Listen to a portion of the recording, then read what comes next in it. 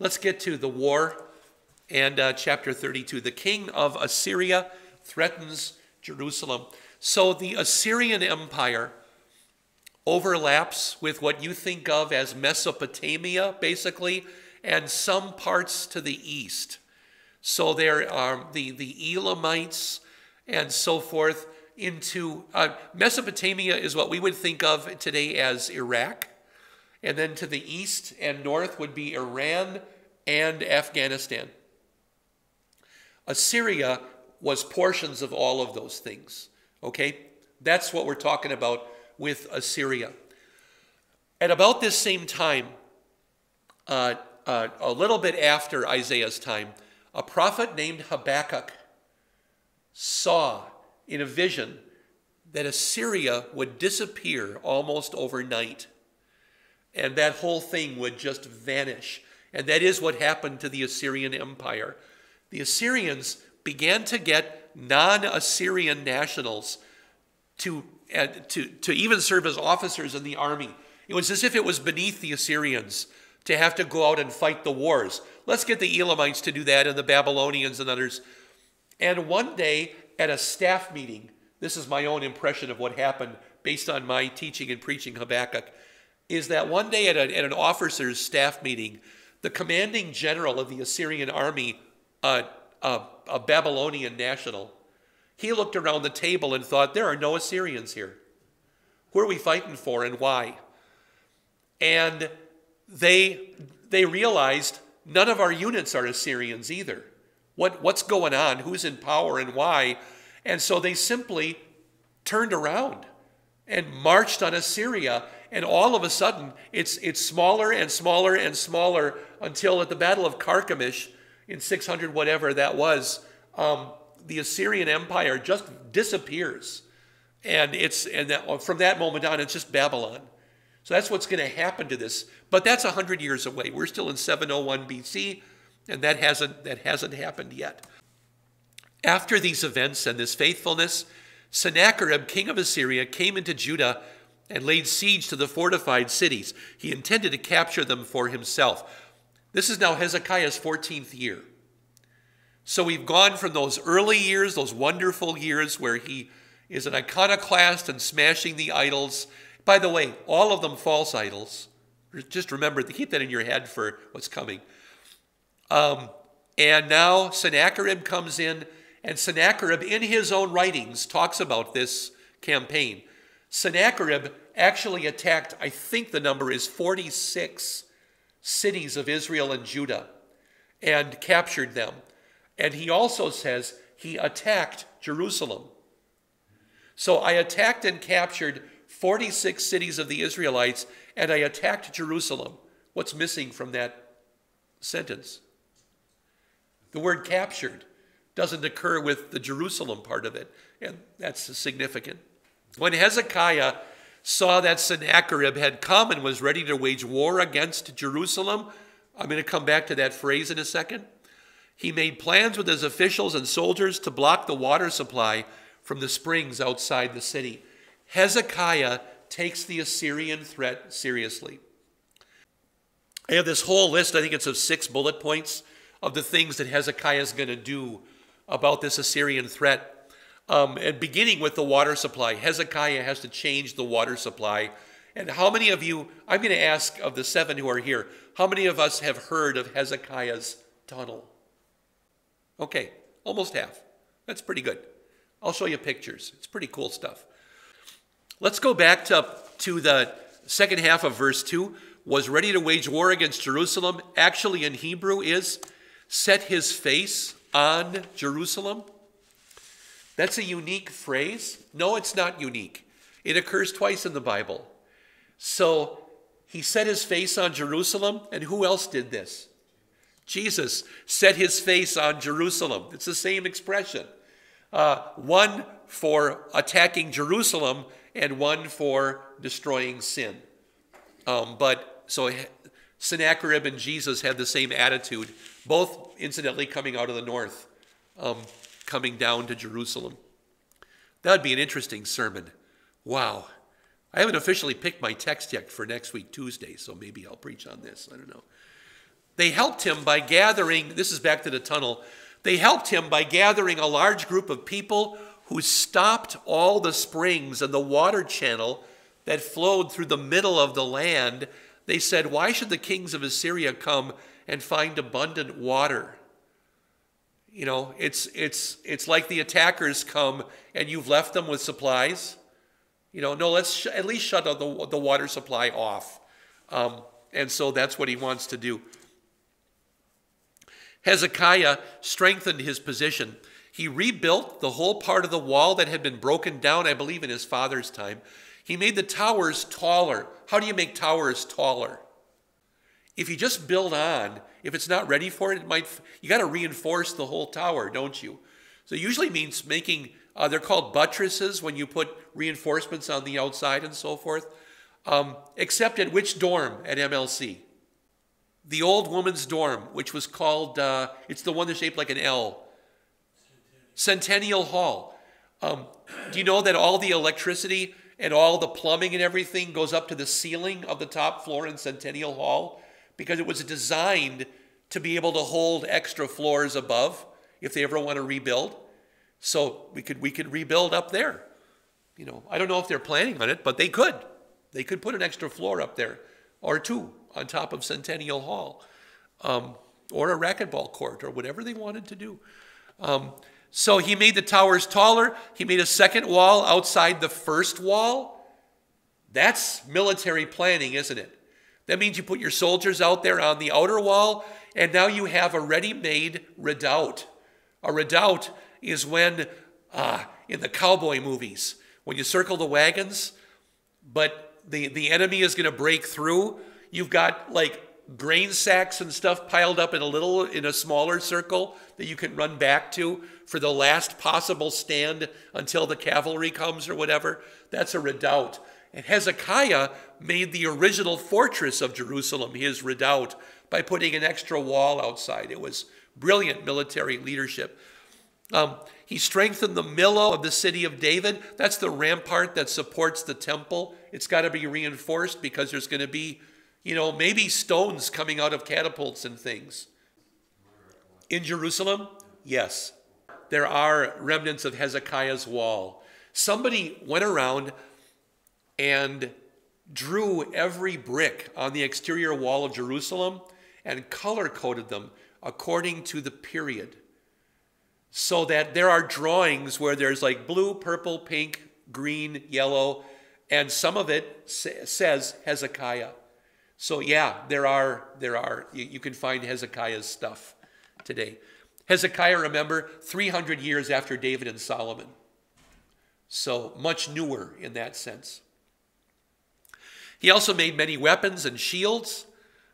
So in every sense, we're not even done yet. He sent military officers over the people. What's that called when civilians have military people over them?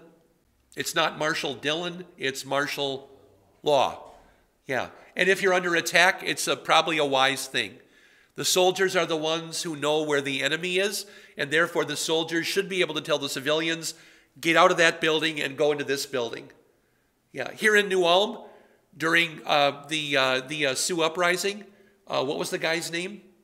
The commander in charge of, was it Flandreau? I'm not sure if it was Flandreau or some other Mankato name. I'm not sure what it was, but it might have been Flandreau. I have to go around and read the signs again.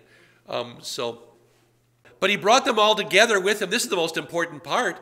He brought them all together in the square at the city gate, and he spoke to encourage them. So he gives them a pep talk. So communication lines are open as well. It's not just do this, it's why. That's important for the people. Be strong, be courageous, do not be afraid. Do not be terrified because of the presence of the king of Assyria and the horde that is with him, because the one that is with us is greater than all those who are with him. With him is only an arm of flesh. With us is the Lord our God to help us and to fight our battles. The people were encouraged by the words of Hezekiah, king of Judah. So yeah, he repaired the wall, made the towers taller, made a second wall outside the first wall, strengthened the rampart, the millow, made weapons and shields, military command over the population, changed the water corps. But he encouraged the people by focusing on God. This is the most important thing that he did.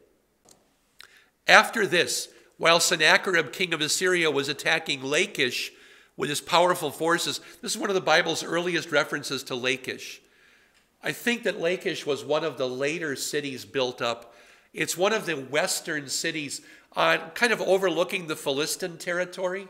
Lachish and Azekah form a triangle. I'll do it this way. Jerusalem, Lachish, and Azekah make a triangle with for the penance and signal fires. In the book of Jeremiah, they get talked about because the Babylonians are attacking those same cities. And here we have it in the days of Sennacherib back in 701. He sent his officials to Jerusalem, to Hezekiah, king of Judah, and to all the people of Judah who were in Jerusalem. So Sennacherib isn't even at Jerusalem. He's at one of the strongholds because he doesn't think Jerusalem is as bad of a, or as difficult of a target. He wants to get rid of these garrisons first, and then he'll go after Jerusalem. Sennacherib's officials proclaimed. This is what Sennacherib, king of Assyria, says. What are you relying on as you sit there under siege in Jerusalem? Isn't Hezekiah misleading you? Brilliant thing to do if you want to get people to desert a king is to put a wedge in between the people and their leader. That's important. Don't trust your leader. And then he is handing you over to die by famine and thirst when he says, the Lord our God will deliver us from the hand of the king of Assyria. So now he even puts fear into them. If you don't follow me, it's going to be bad for you. Not realizing if we follow you, it's going to be bad for us too. Hasn't this same Hezekiah taken away the Lord's high places and altars and commanded Judah and Jerusalem, you are to worship in front of one altar and you are to send up sacrifices only from it? This is kind of interesting. First of all, Sennacherib has it wrong, probably on purpose. He's making Hezekiah sound like it's his idea to smash God's altars. They weren't God's altars, were they? But also, he's questioning their religion. You know, have you made God mad by what you've done? So he's getting at their religion now too. Don't you know what I and my fathers have done to all the people of the other lands? Were the gods of those foreign nations ever able to deliver their land from my hand? Who among all the gods of those nations that my father devoted to destruction was able to deliver his people from my hand? So will your God be able to deliver you from my hand? You know, on the other hand, what's he offering in return? I want to destroy you, so stop resisting me so I can destroy you. It's not a great, anyway. Now, don't let Hezekiah deceive you and mislead you like this.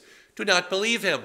For no God of any nation or kingdom has been able to deliver his people from my hand or from the hand of my father. How much less will your God?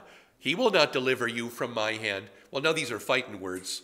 If the Lord is listening to this, and he is, he says, I don't care what you say about the king and about this and that, but now you're saying that I'm not strong enough to fight against you, Sennacherib? Who are you? These officials had even more to say against the Lord God and against his servant Hezekiah. By the way, in Chronicles, this is quite condensed from what we have in Kings and in Isaiah. Also in Kings and Isaiah, we only have one letter mentioned, but here in verse 17, the king of Assyria wrote letters to heap scorn against him by saying, so that's one detail that's different here than is in Kings or in Isaiah. It's Isaiah 36, 37, 38, 39, the historical bridge of Isaiah. And he says here, like the gods of those foreign nations which have not delivered their people from my hands, the God of Hezekiah will not deliver his people from my hand.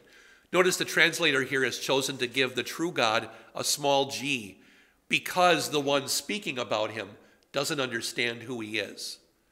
I think that's an appropriate thing, especially since Hebrew doesn't have any cases of letters. It's either all capital or it's all small, whichever way you want to say it. It's just one letter. So they shouted loudly in the language of Judah to the people of Jerusalem who were on the wall in order to frighten them and terrify them so that they could take the city. Here, a whole scene in Kings is cleaned up and shortened considerably, because the actual field commander, is it Nebuzaradan? Yeah, he's saying things to the people. First of all, he says them in Hebrew, and the people on the leaders on the walls, remember what they say? Speak to us in Aramaic because we understand it. And Nebuzaradan says, I'm not going to talk in Aramaic, I'm going to talk in Hebrew, because it's the people in there who are going to have to eat their own and drink their own. And then the translator has to say, am I going to say wee wee and poo poo? Or what kind of language would he probably use, this Assyrian general? And you have to say, what am I going to say the word of God says about this? So filth and excrement and urine and things show up in the text here at that point. But the translator is always kind of wondering, how should I deal with this? Well, they spoke about the God of Jerusalem in the same way that they spoke about the gods of the peoples of the earth, the work of human hands. So his whole argument is basically two parts. Theology, your God must be angry that you smashed all his altars, which is wrong. But some of the people might have fallen for this. And then history, no nation's gods have saved them from Assyria. So just give up. I suppose that the choice is give up and become a prisoner, or don't give up and be killed. I suppose that's the actual choice, isn't it? Well, spoiler alert, the Lord saved Jerusalem. Hezekiah the king and Isaiah son of Amoz the prophet prayed about this, crying out to heaven. So that's kind of Isaiah's only scene in all of this in Chronicles. It's not much. It's quite a bit larger in his own book, but that's okay.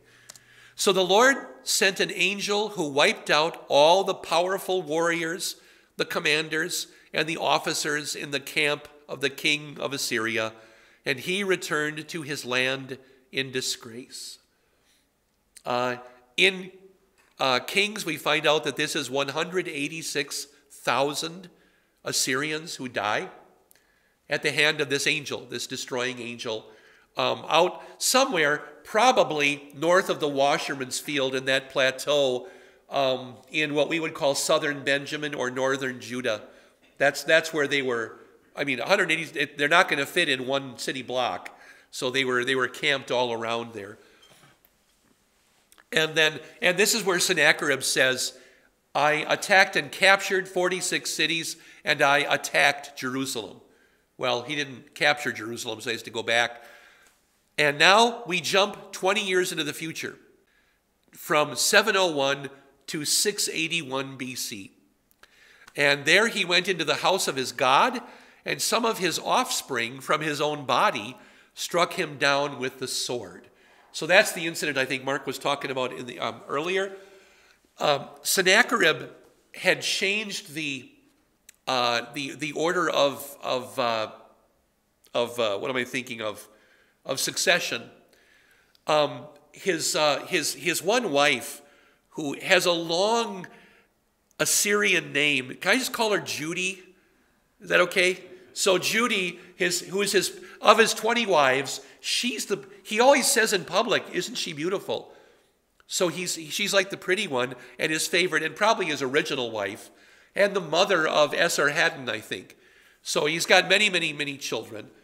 And so something had happened that the succession was going to go to somebody else. Somebody fell out of favor, and he decides that Esarhaddon, Judy's son, is going to be the new king of Assyria after me. And the other boy gets upset, naturally, and with another one of his brothers, they actually murder him while he's praying in the temple of his God.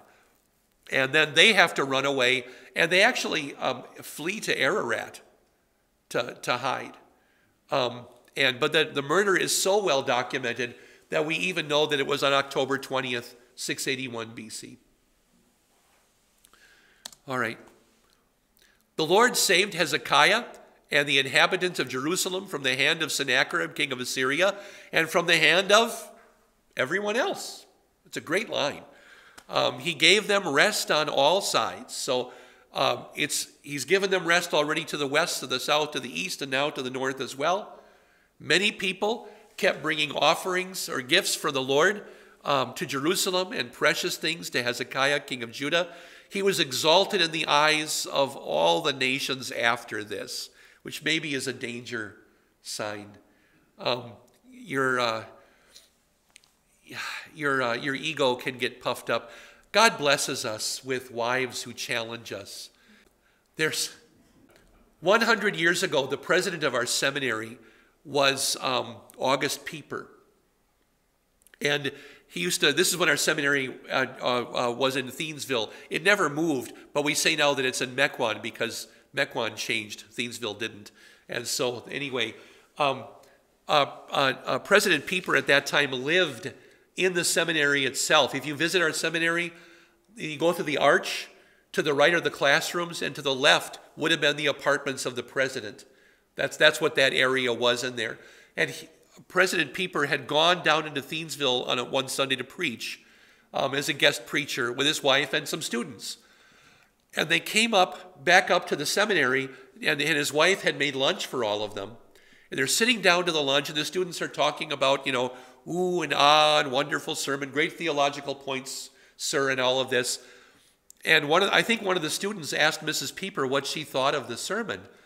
And I can kind of see her setting down the ham and taking off the oven mitts and kind of sighing and looking at her husband and saying, well, not so good again this week, I think, huh, honey? And it's the again that always gets me when I quote her on that. Not so good again this week. Okay, she was keeping him in his place and humble over his preaching. We had little kids, so most of the time that I was asking my wife how my preaching was, Kath would say, I have an infant. I haven't heard you preach in 20 years. That was usually what she would say to me. In those days, Hezekiah became sick and was dying. He prayed to the Lord, and the Lord answered him and gave him a sign. But Hezekiah did not respond to the benefit granted him because his heart was proud. This is greatly telescoped inward. So we have a long story that we have hardly any details for. So there was wrath against him and against Judah and Jerusalem, but Hezekiah humbled himself for the pride of his heart, both he and the inhabitants of Jerusalem. So the wrath of the Lord did not come upon them during the days of Hezekiah. This is one of Isaiah's great prophecies, but Hezekiah doesn't want to do more, and Hezekiah is going to make a mistake, which is going to hurt the people. Hezekiah had very great wealth and honor. He made treasuries for his silver, gold, precious stones, spices and incense and shields and all kinds of expensive items. Which of those would make you especially wealthy in this time period? I actually think it was spices. Sarah, did you say that? Once people get used to something like pepper or cinnamon or Queen Elizabeth and her sugar, no one's going to take it away from them. And so I don't care about the gold. I've got to have pepper on the table. That kind of thing. Just a couple verses left. He made storehouses for the harvest of grain, new wine, olive oil, as well as stalls for all kinds of cattle. What an innovation that is. Stalls for cattle. Hygienically, one of the best things you can do for your cows is to give them a place where their hooves are not going to constantly be in some other cow's filth. So the next greatest step after this was what? It's the invention of concrete. So that you could go from here to something even better, which was proper drainage and so forth. But stalls for cattle, a great innovation. Pens for flocks of sheep and goats. He built cities for himself and amassed flocks of sheep and very many cattle. For God had given him very much property and many possessions. Our translator doesn't have enough adjectives. How often can you say very, very many, many muches and oodles? It's hard to do. Hebrew does it. He gets away with it. This Hezekiah was the one who closed, here it is. I hope you got time for a couple pictures. Who closed the upper outlet of the Gihon spring. He directed the water down to the west side of the city of David. Hezekiah was successful in everything that he did. So he diverted the water from outside of the city to within the city. And he digs a tunnel, and they dig it from the two ends to meet in the middle. And this is the path that they take. And they met. That's what's spectacular. in 700 BC, and they're only a couple of inches off. You can see inside the tunnel that it's just a little bit of a jag in the tunnel. Otherwise, they had gotten it right. It's just incredible. Inside, much of it looks like this. They found the inscription that the diggers made in the middle of the tunnel when they heard the guys on the other side. So they made this inscription. Somebody made a little plaster cast of it and brought it out, which is really fortunate because the next guy decided, oh, I want to take that inscription out. And it's kind of like as he's carrying it out, he drops it. So at least we have the plaster cast to know what all the letters said and so forth. Part of the tunnel system actually looks like this. It's just gorgeous. So most of it's underground. Not all of it, but yeah. This was mostly done by following natural streams underground. And where's the water going? Also, there's a difference in the water level of this thing. So once the water was flowing, there's an obvious route and so forth that then they expanded after this. But it's an ingenious, amazing feat, a technological feat. When the envoys from the officials of Babylon were sent to him, there's a new name in the Bible, Babylon, to inquire about the sign that had occurred in the land, God left him to test him and to know everything that was in his heart. God says, I'm not going to guide you here. And Hezekiah says, hey, come look at my treasure room. Dummy. So then the Babylonians have it in their mind that they would like to get a better look at the treasure room. 2 verses left. You can find the rest of the acts of Hezekiah and his faithfulness written in the vision of Isaiah, son of Amoz the prophet. I think that's the book of Isaiah. In the book of the kings of Judah and Israel. I think that may well be the book of 1st and 2nd Kings. Hezekiah rested with his fathers and was buried in the upper part of the tombs of the sons of David, maybe a special location. All Judah and the residents of Jerusalem honored him in his death. Then his son Manasseh became king in his place. We're going to have to visit Manasseh next week, which is not going to be very pretty. That's all of our time. God bless you all. You've been listening to Invisible Church, the Bible study podcast from St. Paul's Lutheran Church, New Ulm, Minnesota.